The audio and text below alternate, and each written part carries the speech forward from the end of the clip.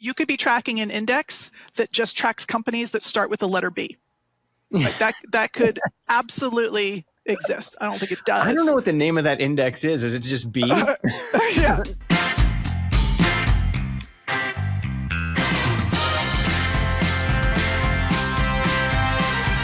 Hi, Meg. Hi, Scott. Welcome to another week, another year of Real Personal Finance. Indeed. Yes. Got the sort of new year energy going on already. We're going to kick off a new year of our finances. Mm-hmm. Let's figure out what are, like, the high level, what are some of the most important things we should be looking at. We don't need to get into really deep detail, but let's just make sure we've got that top level sort of, we know what we're doing, and we're going to change the most important things, and we can start maybe with investing. Yeah, so today we're going to talk about 5 things that you can look at regarding your investments. Yep. Really exciting. It actually is exciting to me because if you don't know what you have, you don't really know what you should do next. Yeah. Right? So step 1 is know what you have. Yeah, it's really get clarity on it. So, Meg and I are both, financial advisors. It is our day job, financial planners. And we use a tool, both of us use a tool in our practices called Right Capital that really allows clients and us as advisors to bring everything together and see it all in one place. So just think like the way you log into your, Fidelity 401k or, Vanguard, wherever you keep your assets. You basically log into that system and then you log in from the system to all of your various places, and it pulls in a lot of your data. Right. It gives us really rich data as to what type of account is this? What asset allocation does it have? Like what specific investments does it have inside of it? What's and that the helps balance? us start to see everything in one place. So first things first is just pull together everything. Yeah. And like you said, you and I both use the same sort of professional tool. And there are several other professional tools that colleagues use that just a regular schmo is not going to use. They're not going to buy. It wouldn't be worthwhile. So we did ask, or at least I asked around of our colleagues, what sort of retail tools can accomplish the same thing. The winner seems to be Monarch Money, which I actually use personally to track my spending. But there's Monarch Money, Quicken, Empower, and Fidelity Full View. Probably if you have at least one account at Fidelity, you can then sort of get a link or get a view into all of your other accounts where you're there. Empower was Personal Capital before. So I've heard of them many times before. They were out of Fisher Investments originally. Yeah. So just get some tool where you can basically link to or quote unquote aggregate. They're called account aggregation tools or account aggregation software, which I will warn you, notoriously finicky. Links break all the time. Companies are becoming less and less willing to share your financial information with other pieces of software. But use one of them, link all your accounts. And now all of a sudden you can see how much money do I have invested across taxable accounts, Acorns, my Schwab taxable account, Robinhood, Coinbase, also all my IRAs, my current 401k, my old 401ks. Yeah, your Optum HSA that you always forget about that even exists, right? And hopefully you're funding every year to let grow for your future. Yeah, right, because they're probably scattered across 5 to 10 different companies or custodians, and it's impossible to manage that way. You're going to log into E-Trade or Carta to look at your company stock, right? Like it's all going to be there, all in one place.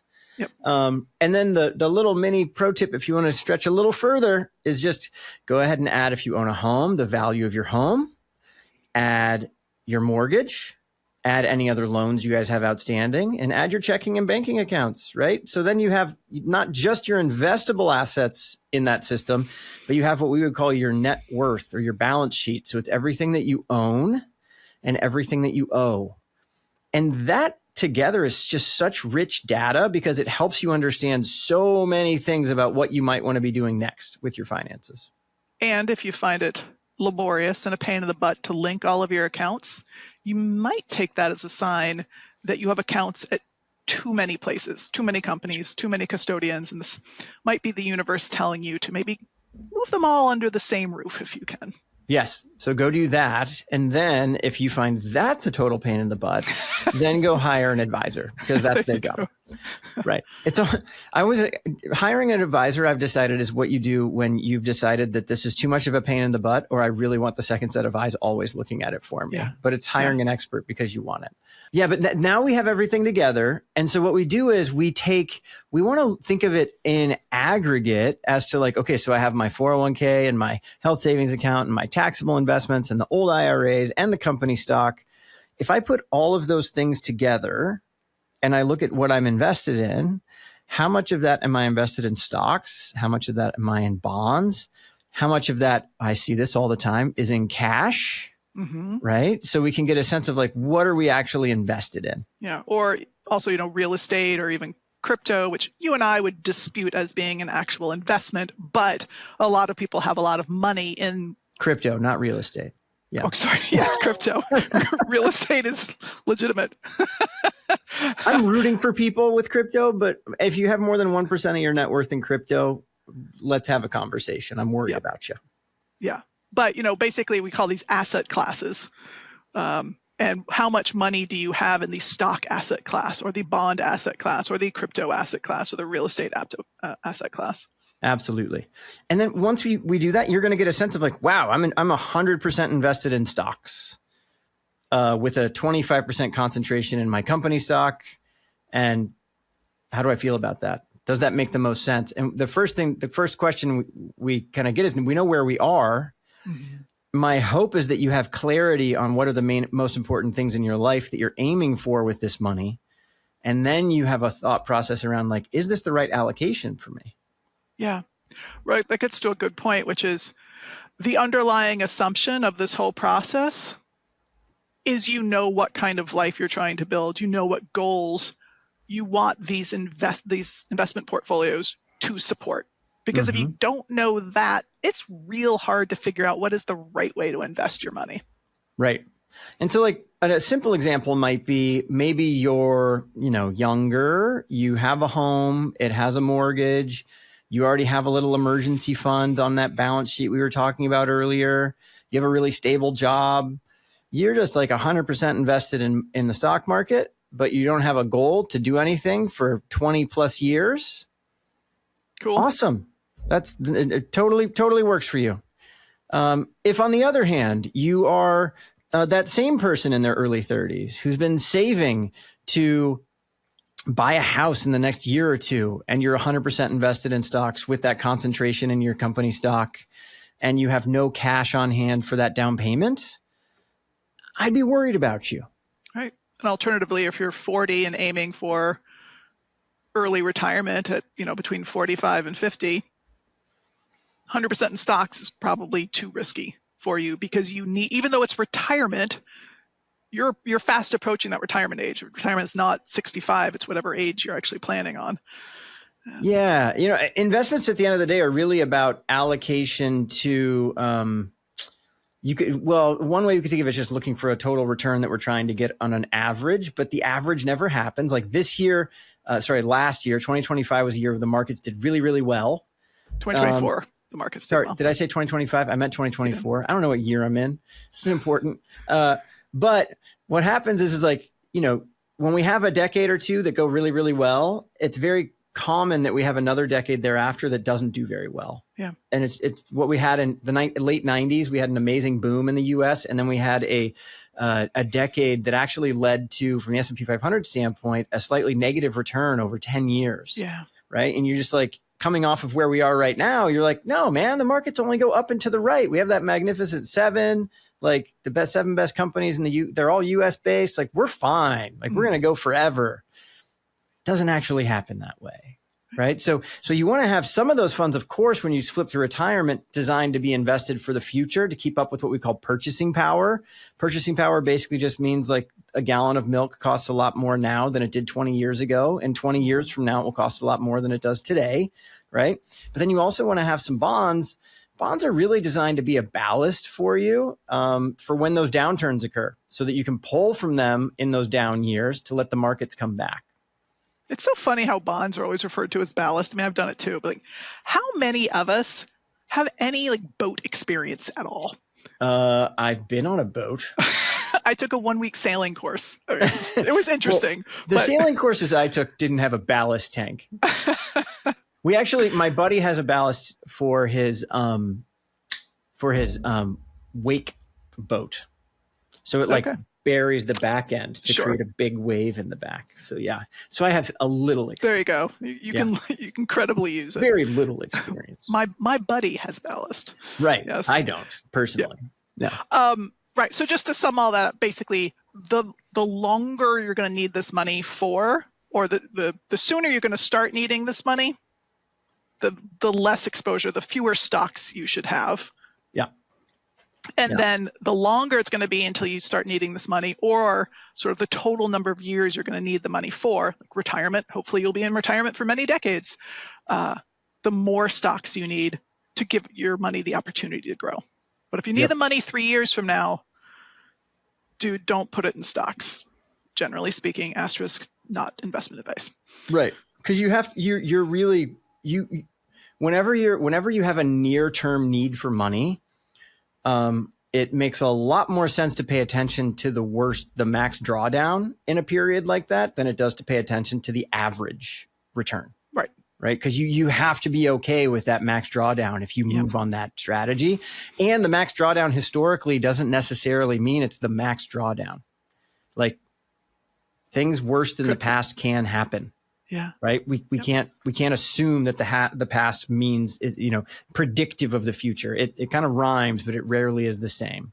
Yeah. Now I will say one of the things I have consistently observed when new clients start working with me and I look at their investment portfolio is a complete absence of international stocks.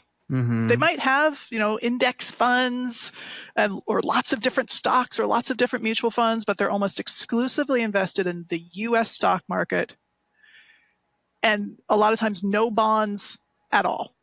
Right. And I will just say that the client base I work with, bonds are almost always appropriate in some part of their investment portfolio. Yeah. It's just that everyone knows about stocks. No one really knows about bonds. Also, bonds are like really complicated, and it sounds like something your grandma should own. Yeah, and I would concur with that. I think the other thing that I'll see fairly commonly is a decent concentration in whatever company stock they're working with, because it usually just built up as either RSUs or if it was an old school company, maybe it had NSOs that are deep in the money and it's just kind of sitting on their balance sheet and they don't know what to do with it. Yeah. That's common. But to your point, we're kind of flipping from asset allocation, which is how much would you have in stocks versus bonds, and finding the right number, and kind of diving into the idea of diversification. Right. Which is sort of not the flip side, but you can easily think that you're investing appropriately for look, I've got 90% in stocks and 10% in bonds, and for my retirement portfolio, and I'm 30 years out, this is appropriate. Except you drill one layer down and you're like, that 90% stocks, it's 100% US stocks, nothing international, and it is 80% in the tech industry, 20% the entire rest of the market. Yeah. And in the tech industry, it's actually just these 7 companies. Right. Yeah. So there's this thing called the Magnificent Seven now, which many people have heard of, which are basically the 7 largest companies. They're going to be the 7 largest companies in the world because they're the 7 largest companies in the United States. The US is now over 60% of the global stock market, right? So that in and of itself is large. And to Meg's point, though, we want to be invested in everything. Like, I drive a Toyota. Toyota is actually one of the biggest sold brands in the United States, but it's a Japanese company, right?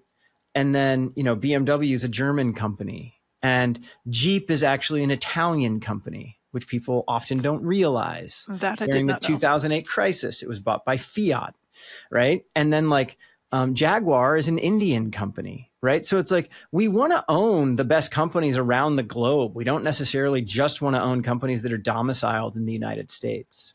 Yep. But to your point about the Magnificent Seven, if you just invest in the NASDAQ index, which is an index that you'll hear about on the news, that is a tech-focused index. So especially for people who are in the tech space, you might think why wouldn't I invest in that? That makes sense. Well, the Magnificent Seven makes up 45% of that index. So 7 whole companies make up. Right. So if you work for one of those 7 and you already have concentrated stock for one of those and you invest in QQQ, you're like, I'm getting diversification, but you're really not getting the best diversification for yourself. Yeah. Now, if you translate that to the S&P 500, the 500 largest companies in the US, the Magnificent 7 concentration goes down to about 34%, right? And then if you go invest in something like VTI, which is like the Vanguard total US market. US fund, well, that gets you down to around something like, I actually forgot to write down. It was like 28%, 24%, something like that. And then if you invest in an all world index and invest in everything around the globe, you get down to about 21%. And I like the fact that you keep on using the word index, but with all these different results, because I think what that points to very powerfully is the term index or index fund has become, in a practical way, useless. Yeah. Right? Because an index, anyone can make an index using any rules, filters, algorithms they want to. It's literally like an index card as a kid where the teacher was like, you get to fill out one index card. You're indexing all of the material that you have to go take the quiz, right? All that an index is doing is it's saying, I'm going to try to match this thing that this company makes. Yep. And so the most common one's the S&P 500, then you have the NASDAQ, and then you have things like the Russell 3000 would be the 3,000 largest companies in the US. And then you have other things like all world indexes that are trying to map everything around the globe. To your point, you guys need to know what you're invested in. And if you don't want to know what you're invested in, that's when you should hire someone to help you to make sure you're doing it in a way that's manageable for you. Right. So if you find yourself telling yourself or someone else, don't worry, I'm diversified, I invest in index funds. Right. You might be right, but the fact that you are invested in index funds is not proof that you are right. Yes. Because you could be tracking an index that just tracks companies that start with the letter B.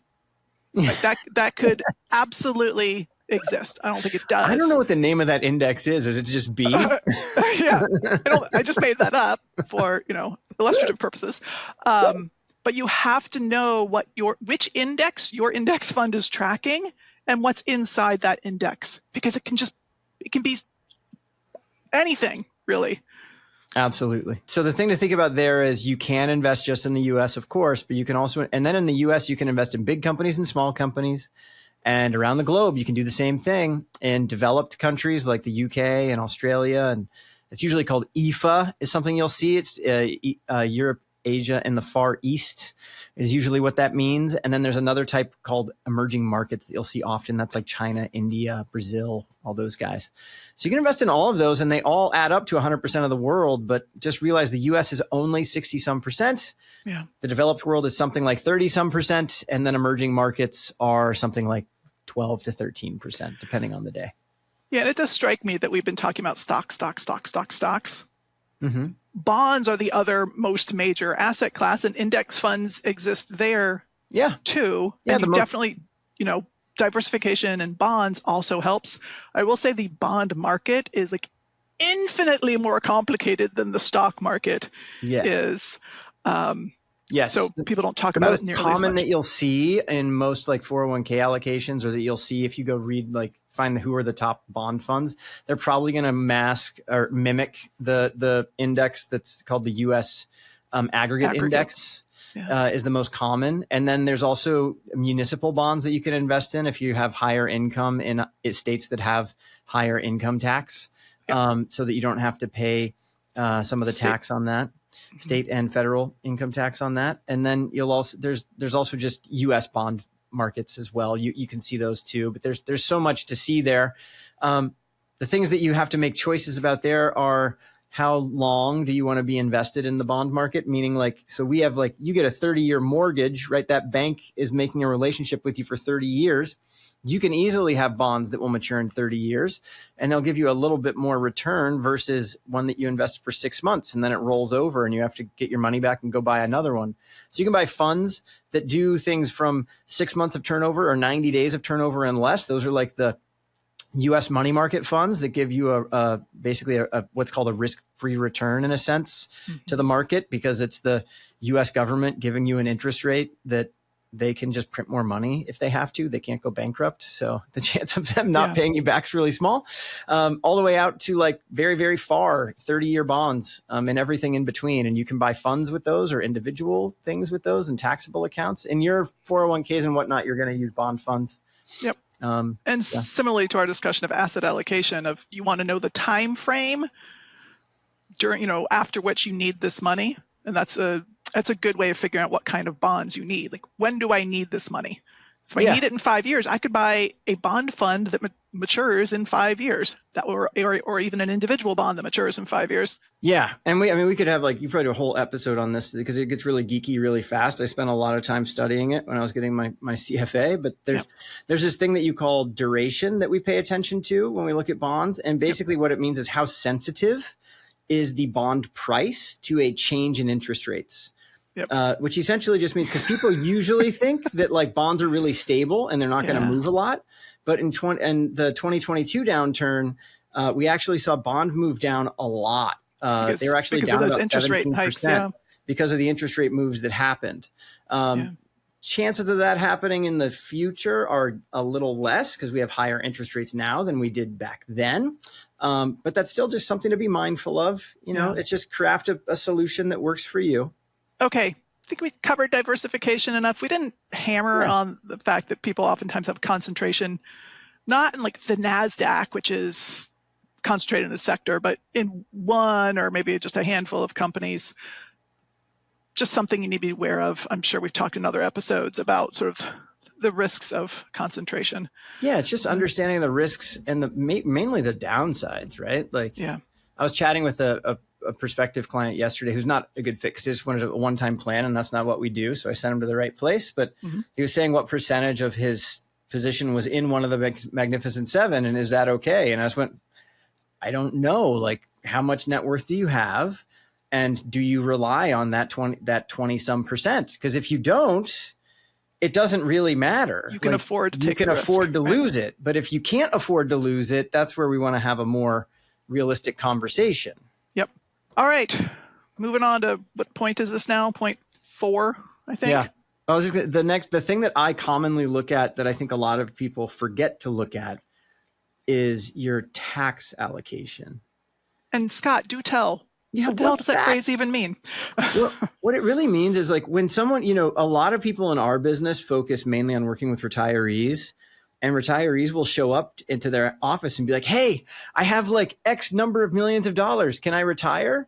And you're like, yeah, yes, no. Like, you help them figure it out, but they don't have an ability to help them be more efficient because they're at retirement, right?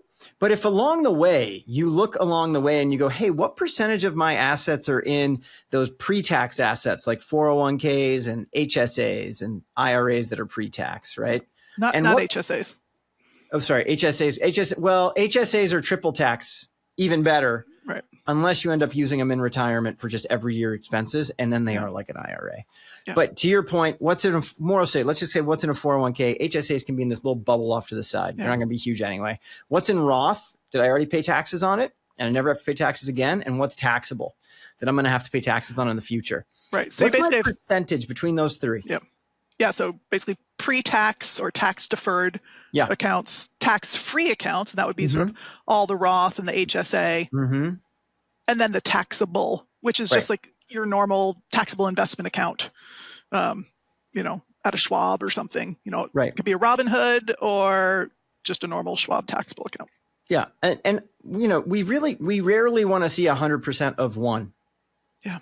Right. We usually want to see a mixture of the three. And then depending on what you want to be doing in your life in the future, the variation of the three will depend greatly. Yeah. Right. So like if you want to be retiring earlier than, the traditional retirement age, it'd be lovely to see a taxable portfolio for you. Yeah. Well, I just think that's one example of taxable investments equals flexibility. Yeah. Because you can take money out of there at any time for any reason, no penalty, and sort of a preferred tax treatment, not the best tax treatment, but pretty good. Right. Like a fairly common conversation is around, hey, I want to save more taxes this year. So I'm going to go put outside of the money I need to live life. I'm going to put pretty much everything into my 401k, into deferred comp, into other things to really bring down my tax bill while I'm working. Yeah. And I'm a fan of that ish, because it's like, well, do we have some taxable assets? So if you lose your job, we have something to rely on, right? Like, do you have anything coming up in the near term that some taxable money would make sense to have, right? Like, and then to your point, then we can also be looking at like, should we be doing mega backdoor Roths or whatever those things are to help really diversify out those strategies? Because the more we have in the three, the more equal it is, the more optionality we have for the future of the tax code, which we have no idea what it's going to be 10 years from now. Yeah. Yeah. And I always come down on that savings investments you have in that taxable account that gives you flexibility, optionality, choice, however you want to refer to it. So you just got to have something. Absolutely. In there. All right. Good. Last one, rebalancing. Yeah. What's that? Let us hearken back to this idea of asset allocation, which we discussed in point number 2, which was, okay, what is that? How much money do we have in stocks? How much money do we have in bonds? How much money do we have in crypto or cash or real estate, all those quote unquote asset classes? And we decide how much should we have in each of those asset classes, knowing what our goals are, when those goals are going to actually come to fruition.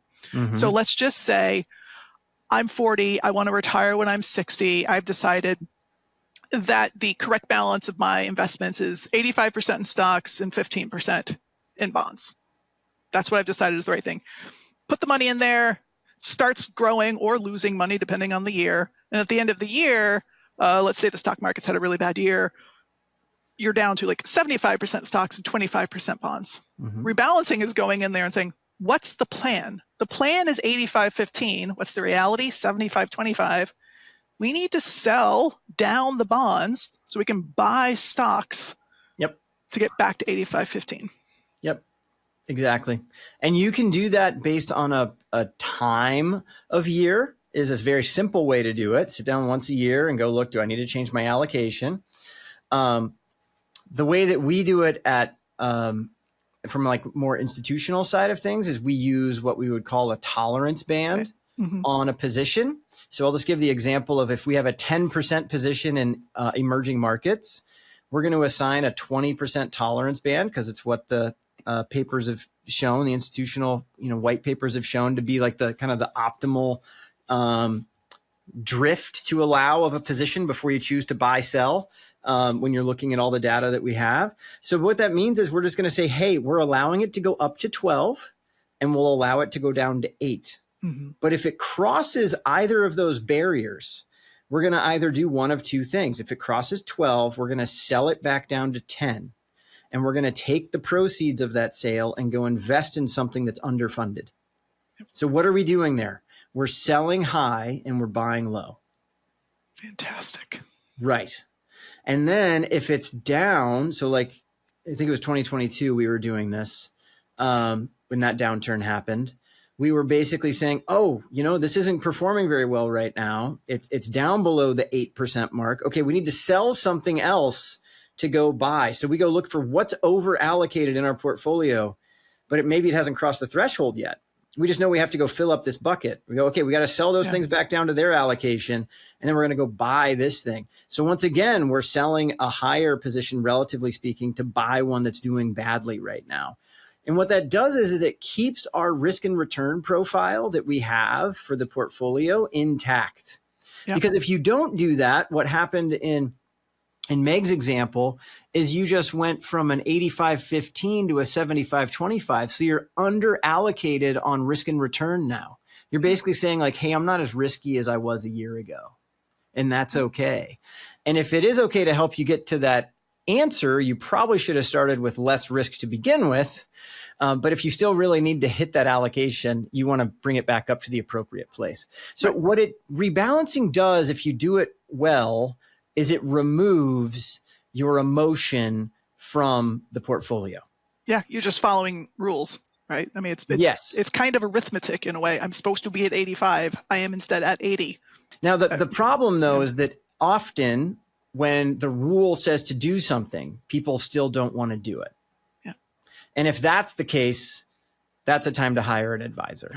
There's another example. Yes. Or it's a time. I mean, I know advisors who didn't do what they were supposed to do sometimes during those things when the alarm bells are going. But it's designed because it's the best way for us to get the optimal return. So we covered our 5 things. Yeah. I will just say that in general, when it comes to investments, keep an eye on minimizing costs, fighting for simplicity where you can. Always good to sort of bywords when you're managing your finances. Yes, simpler is better. Of all the things we discussed today, if someone were going to walk away with and just do one thing, what would they do? At least know what you have. Yeah. Start with that. Find a Monarch Money or some similar service, hook all your accounts up, and just know where your money is, how much is there, and how it's invested. Well, until next time, thanks, Meg. All right, thanks, Scott.